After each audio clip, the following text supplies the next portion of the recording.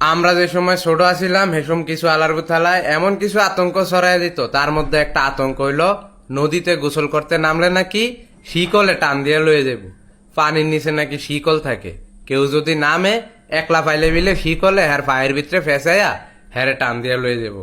অগো এই কথা হইন না, ডরে আমার কলজা মলজা কাঁপা উঠতো। আমি ডরে পানিত নামতাম না, ভাবতাম যদি পানিত নামি তাহলে যদি শিকলে টান দিয়া লইয়া জায়গা। তোরা কি লিগা এই ধরনের আতঙ্ক গুলা ছড়াই দিতে হালার উথালারা ক?